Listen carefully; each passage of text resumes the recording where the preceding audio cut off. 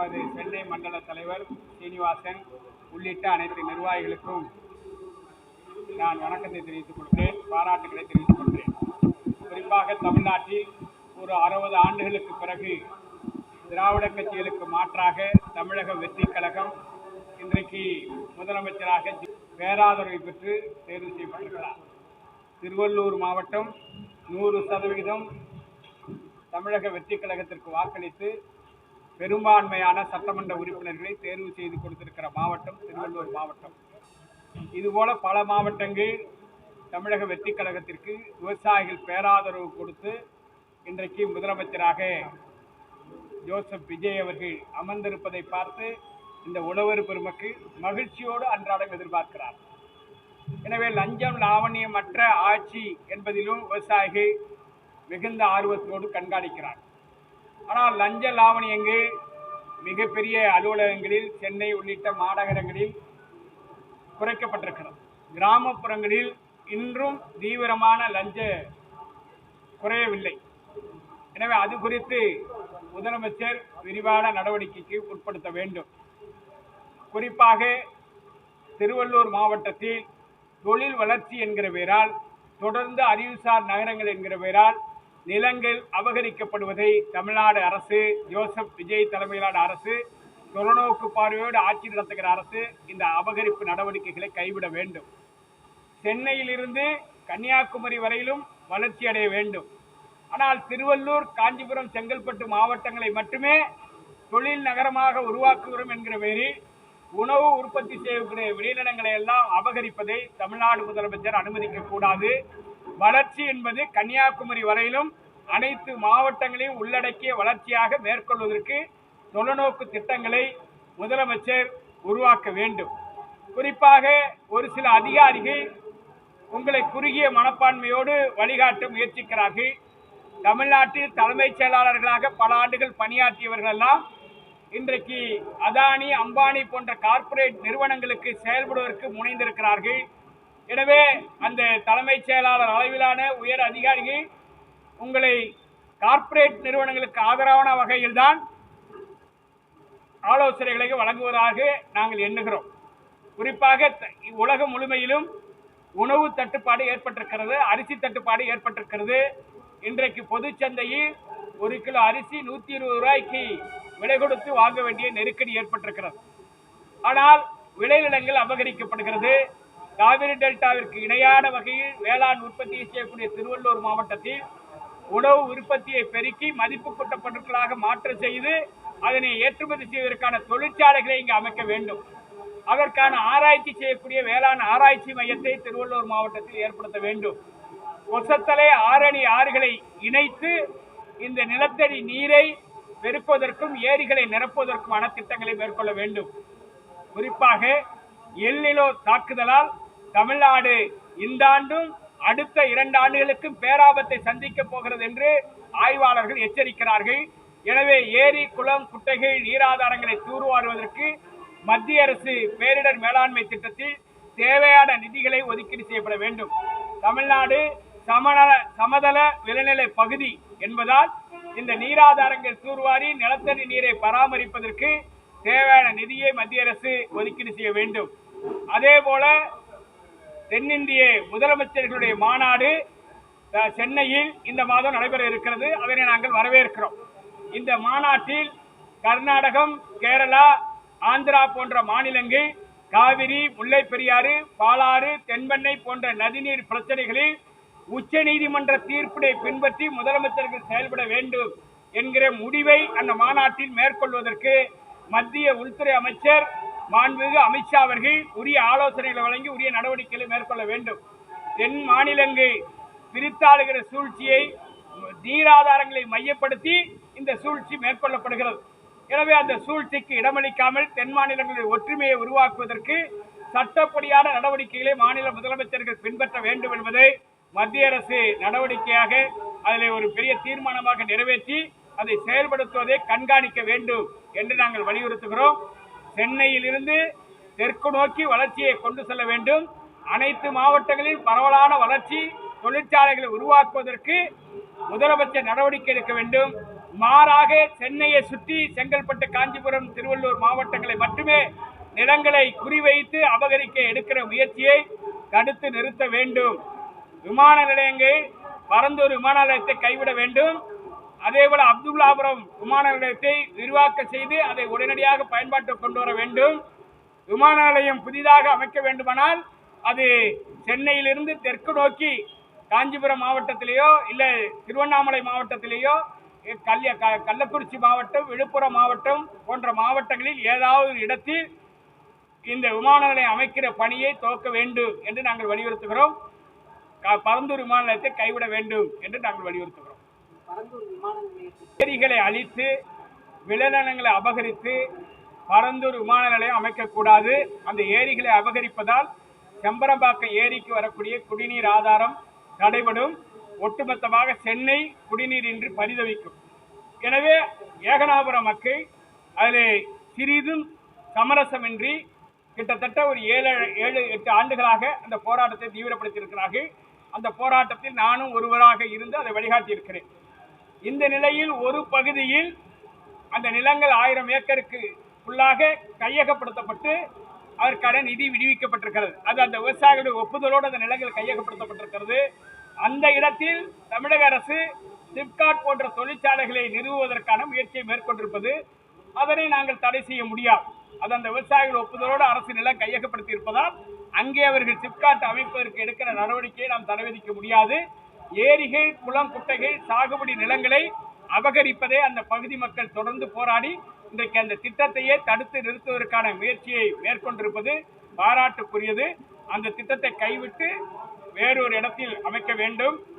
தொடர்ந்து பத்திரிகைகள் மூலமாக அந்த இடத்திலேயே பரந்தூர் விமான நிலையம் அமைக்கப்பட வேண்டும் என்கிற பொய் கட்டுரைகளை வெளியிடுவதற்கு நில மாஃபியாக்கள் எடுக்கிற முயற்சிக்கு தமிழக முதலமைச்சர் இரையாகிவிடக் கூடாது என்பதை இந்த நேரத்தில் நான் எச்சரிக்கையாக சொல்ல கடமைப்பட்டது. முதலமைச்சர் உத்தரவின் பேரில் 8 அமைச்சர்கள் விவசாய சங்க தலைவரோடு தலைமைச் செயலாளத்தில் கிட்டத்தட்ட 3 மணி நேரம் விவாதத்தில் ஈடுபட்டார்கள். அந்த கூட்டத்தில் எடுக்கப்பட்ட முடிவின் அடிப்படையில் எவ்வளவு கடன் பெற்றிருந்தாலும் 1 லட்சம் ரூபாய் வரையிலும் நிபந்தனை இல்லாமல் தள்ளுபடி செய்வது, கடந்த ஆட்சிகள் எவ்வாறு தள்ளுபடிக்கான அரசாணைகள் பிறப்பிக்கப்பட்டு வழிகாட்டு நெறிமுறைகளை உருவாக்கினார்களோ அதே வழிகாட்டு நெறிமுறைகள் அரசாணைகளை பின்பற்றிதான் தமிழக வெற்றிக்கழக ஆட்சியும் கடன் தள்ளுபடி நடவடிக்கை எடுக்க வேண்டும் என்று ஒருமனதாக தீர்மானம் நிறைவேற்றினோம். நிச்சயமாக அதை முதலமைச்சர் அறிவிப்பார் என்று அன்றைய தினம் உத்தரவாதமும் அளிக்கப்பட்டது. ஆனால் நேற்றைய முதலமைச்சருடைய அறிவிப்பு மிகுந்த ஏமாற்றம் அளிக்கிறது. இது ஏதோ அதிகாரிகள் தவறான வகையில் முதலமைச்சரை விவசாயிகளுக்கு எதிராக திசை திருப்புகிறார்களோ என்று அச்சம் தோன்றுகிறது. கடந்த திமுக ஆட்சியிலும் திமுக ஆட்சியை விவசாயிகளிடத்திலிருந்து பிரித்தார்கள். நிலங்கள் அபகரிக்கப்பட்டது. விவசாயிகள் மீது குண்டர் சட்டங்கள் போடுவதற்கு அதிகாரிகள் துணிந்தார்கள். சிறை வைக்கப்பட்டார்கள் விவசாயிகள். இந்த அடிப்படையில் தான் அந்த ஆட்சி விவசாயிகளுக்கு எதிரான ஆட்சி என்ற ஆட்சி மாற்றம் ஏற்பட்டிருக்கிறது. இன்றைக்கும் அதே கொள்கை கொண்ட அதிகாரிகள் தமிழக வெற்றிக்கழக தலைவர் ஜோசப் விஜய் அவர்களுடைய மக்களாட்சியை திசை திருப்பதற்கு அவருக்கு தவறான வழிகாட்டுதல்களை அளிக்கிறார்களோ என்று அஞ்ச தோன்றுகிறது. எனவே தமிழ்நாடு முதலமைச்சர் விழிப்போடு இருந்து மக்களுக்கான ஆட்சியை, விவசாயிகளுக்கான ஆட்சியை, அமைச்சர்களுடைய கருத்துக்களை கேட்டு சம்பந்தப்பட்ட மக்களின் கருத்தை கேட்டு செயல்படுத்துவதற்கு முன்வர வேண்டும் என்று வலியுறுத்துகிறேன். அளிக்கிறதுன்னு துவக்கத்திலே சொல்லிட்டேன். பயிர்க்கடன் அறிவிப்பு மிகப்பெரிய ஏமாற்றம். தவறான வகையில் அதிகாரிகள் வழிகாட்டுகிறார்கள். எனவே விவசாயிகளிடத்திலிருந்து தாவேக ஆட்சியை பிரிப்பதற்கான சூழ்ச்சியில் ஒரு சில அதிகாரிகள் செயல்படுகிறார்களோ என்கிற சந்தேகம் வந்திருக்கிறது. நான் அமர்ந்து பேசுகிற திருவள்ளூர் மாவட்டத்தில் தாவேக கட்சி மிக பெரும்பான்மை அடிப்படையில் ஆட்சி பொறுப்புக்கு வருவதற்கான அடித்தளமிட்ட மாவட்டம் என்கிற அடிப்படையில் இந்த மாவட்ட விவசாயிகள் நிலங்கள் அபகரிப்பதற்கு எதிரான போராட்டத்தை தீவிரப்படுத்துகிறார்கள். எனவே அதை அனுமதிக்க கூடாது முதலமைச்சர் என்பதை நான் இந்த மாவட்டத்திலிருந்து அவருக்கு வேண்டுகோள் விடுக்கிறேன். ஆந்திரா, தெலுங்கானா மாவட்டங்களிலிருந்து அந்த மாநிலங்களை ஒட்டி இருக்கிற திருவள்ளூர், காஞ்சிபுரம், செங்கல்பட்டு மாவட்டங்களில் அந்த மாவட்டங்களில் விளைவிக்கக்கூடிய நெல் இங்கே கொண்டு வந்து அரசு கொள்முதல் நிலையங்களில் கொள்முதல் செய்வதற்கான வாய்ப்பை இங்கே இருக்கிற ஒரு சில நபர்கள் தன் சுயநலத்திற்காக மேற்கொள்கிறார். தமிழ்நாடு அரசு தற்போது நெல் விலையை உயர்த்தி இருக்கிறது. இந்த உயர்வை தனக்கு சாதகமாக்கிக் கொள்வதற்கு ஆந்திர விவசாயிகள் முன்வருவார்கள். எனவே தமிழ்நாடு அரசு எச்சரிக்கையோடு இந்த மாவட்டங்களில் டோல்கேட்டுகள் அமைக்கப்பட்டு சுங்கச்சாவடிகள் அமைக்கப்பட்டு வெளி மாநில நெல் உள்ளே வருவதற்கு அனுமதிக்க கூடாது. தமிழ்நாட்டினுடைய விவசாயிகள் உற்பத்தி செய்கிற நெல்லை தடையில்லாமல் கொள்முதல் செய்வதற்கான நடவடிக்கையை போர்க்கால அடிப்படையில் மேற்கொள்ள வேண்டும். அப்படி வெளிமாநில நெல்லை கொண்டு வந்து விற்பனை செய்கிற நபர்கள் மீது குண்டர் சட்டத்தில் நடவடிக்கை எடுத்து சிறையில் அடைக்க வேண்டும். தன் விவசாயிகளையே பணிகொடுக்க நினைக்கிற விவசாய அமைப்புகள் என்கிற பேரில் எந்த ஒரு அமைப்பும் செயல்படுவதை தமிழ்நாடு அரசு அனுமதிக்க கூடாது. எனவே வெளிமாவட்ட நெல் உள்ளே வர அனுமதிக்க கூடாது என்பதை நாங்கள் வலியுறுத்துகிறோம். செயற்கையான தட்டுப்பாடு பொதுவெளி வெளிச்சந்தையில் 100 ரூபாயிலிருந்து 120 ரூபாய் வரையிலும் கர்நாடக பொன்னி, ஆந்திரா பொன்னி என்று விற்பனை செய்கிறார்கள். இது கடந்த ஆண்டு உற்பத்தி செய்த அரிசி. இந்த ஆண்டு எல்னினோ தாக்குதலால் ஆந்திரா, கர்நாடகா, தெலுங்கானா மாநிலங்களில் அரிசி உற்பத்தி மிகப்பெரிய அளவில் பாதிப்பு ஏற்பட்டிருக்கு. அடுத்த ஆண்டுதான் விலை உயர்வை சந்திக்க வேண்டும். எனவே அடுத்த ஆண்டுகளுக்குள்ளாக நாமே சன்னரக நெல்லை உற்பத்தி செய்ய வேண்டும் என்கிற அடிப்படை நோக்கோடு தமிழ்நாடு அரசு 289 ரூபாய் ஊக்க நிதியாக வழங்கியிருக்கிறார்கள். அடிப்படை நோக்கத்தையும் சட்டமன்றத்தில் சொல்லியிருக்கிறார்கள். சன்னரக அரிசியை உற்பத்தியை பெருக்குவதற்காக இந்த விலை கொடுத்திருக்கிறோம் என்று சொல்லியிருக்கிறார்கள். எனவே அதற்கான நடவடிக்கையை தமிழக அரசு தீவிரமாக மேற்கொள்ள வேண்டும். எங்களிடம் இருந்த விவசாய சங்க தலைவர்கள் இது மாதிரி ஊழல் முறைகேடு வெளிமாநில நெல்லை கொண்டு வந்து விற்பனை செய்ய தீவிரம் காட்டினார்கள் என்பதற்காகவே நான் சங்கத்தை விட்டே விலக்கியிருக்கிறேன். நாங்கள் எந்த இடத்திலையும் விவசாயிகளுக்கு விரோதமான நடவடிக்கை ஈடுபடுகிற எந்த ஒரு நபரையும் அனுமதிக்க மாட்டோம். ஆகவே இது தமிழ்நாடு அரசுடைய தவறால் வெளிமாநில நெல் உள்ளே வருகிறது. நீங்கள் ஊக்கத்தொகையை கூடுதலாக்கி இருக்கிற போது நீங்கள் வெளிமாநிலங்களிலிருந்து வரக்கூடிய சாலைகளில் சுங்கச்சாவடிகள் அமைக்கப்பட்டு கண்காணிக்கப்பட்டால் அந்த நெல் உள்ளே வராது. அதே போல இங்கே வருவாய்த்துறை அலுவலர்கள், கிராம நிர்வாக அலுவலர்கள் மூலமாக விளைநிலங்களை பதிவு செய்து அந்த அடிப்படையில் மட்டும் அந்த அடங்கல் சான்றுகள் கொடுக்கப்படுமையானால் இந்த வெளிமாநில நெல்லை விற்பனை செய்வதற்கு இயலாது. எனவே தமிழ்நாடு நுகர்பொருள் வாணிபக் கழக அதிகாரிகள், வருவாய்த்துறை அதிகாரிகள், வேளாண் துறை அதிகாரிகள், சில விவசாய சங்க தலைவர்கள் என்று சுயநலத்திற்காக அடையாளப்படுத்திக் கொண்டிருக்கிற சில நபர்கள் இந்த தவறான நடவடிக்கையில் ஈடுபடுவதற்கு கூட்டணி அமைத்திருக்கிறார்கள். இது குறித்து தமிழ்நாடு முதலமைச்சர் விரைந்து நடவடிக்கை எடுக்கிறார். நினைத்தால் எல்லா தவறையும் தடுத்து நிறுத்த முடியும். காவல்துறை நினைத்தால் எல்லா தவறையும் தடுத்து நிறுத்த முடியும். தமிழ்நாடு நுகர்பொருள் வாணிபக் கழகத்தில் பொருள் கடத்தலை தடுப்பதற்கென்று தனி பிரிவு ஏற்படுத்தப்பட்டிருக்கிறது. தனி ஐஜி இருக்கிறார். அவர் நினைத்தால் இந்த அண்டை மாநிலங்களில் இருக்கிற அனைத்து சாலைகளையும் அன்றாடம் கவனிக்க முடியும். கிட்டத்தட்ட 90% வெளிமாநில நெல் உள்ளே வருவதை தடுக்க முடியும். அதற்கான பிரிவுகள் ஏற்படுத்தப்பட்டிருக்கிறது. அதற்கான அதிகாரிகள் நியமிக்கப்பட்டிருக்கிறார். மாவட்ட ஆட்சியர்கள் மூலம் தொடர்ந்து இது மாதிரி தவறான நடவடிக்கையில் ஈடுபடுகிற போது நமது மாவட்டத்தை சார்ந்த விவசாயிகளுடைய நெல் கொள்முதல் செய்வது தடைப்படுவதால் நாங்கள் தொடர்ந்து மாவட்ட ஆட்சியருக்கு ஆதாரத்தோடு எடுத்துரைத்திருக்கிறோம். தமிழ்நாடு நுகர்பொருள் வாணிபக் கழக வேளாண்மை இயக்குநருக்கும் ஆதாரத்தோடு அவ்வப்போது தகவல் தந்து சில நடவடிக்கைகள் எடுக்கப்பட்டிருக்கிறது. ஆனால் இது ஒட்டுமொத்தமாக தடுத்து நிறுத்தப்பட வேண்டுமானால் உணவுப் பொருள் கடத்தலை தடுப்பதற்கான காவல்துறை தனி துறை ஏற்படுத்தப்பட்டிருக்கிறது. அந்த துறைதான் இதை தடுத்து நிறுத்த வேண்டும். அதற்கான நடவடிக்கையை தமிழக உளவு பிரிவு முதலமைச்சருக்கு எடுத்துரைத்து இந்த அண்டை மாநில நெல் உள்ளே வருவதை தடுக்க வேண்டும். காரணம், முதலமைச்சர் தடுப்பதற்கான நடவடிக்கை இந்த வருடம் கடுமையாக்குவார். காரணம், அவர் 289 ரூபாய் ஊக்க நிதி கொடுத்திருப்பதால் அந்த தொகை தமிழ்நாட்டு விவசாயிகளுக்கு கிடைக்க வேண்டும் என்கிற அக்கறையோடு அவர் எடுப்பார் என்று நாங்கள் நம்புகிறோம். அது 40 ரூபாய், 30 ரூபாய், 50 ரூபாய் வரையிலும் வாங்குகிற பகுதிகள் இருக்கிறது.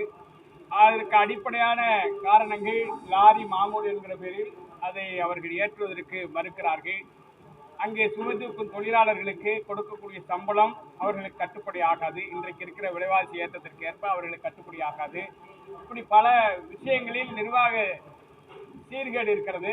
இந்த நிதி முழுமையும் அரசு கொடுக்க வேண்டும் என்று எதிர்பார்ப்பது ஏற்க முடியாத நிலையில் இருப்பதால் ஒரு மிகப்பெரிய நிதி நெருக்கடியில் சிக்கியிருக்கிற அரசாங்கம் நெல்லுக்கான ஊக்கத்தொகையை அதிகப்படுத்தியிருக்கிற போது இந்த ஊதியத்தை எல்லாம் உயர்த்த வேண்டும், லாரி வாடகை உயர்த்த வேண்டும் என்று விவசாயிகள் சொல்லுவது அது அரசு ஏற்குமா என்கிற நிலை இருக்கிறது. இது ரொம்ப அடிப்படையான கேள்வி.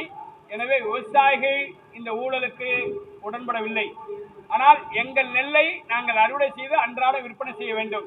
ஆகவே லாரிக்காரர்கள் இந்த சிரமங்களை எல்லாம் உணர்ந்துதான் நாங்கள் அதை கொடுக்கிறோம்.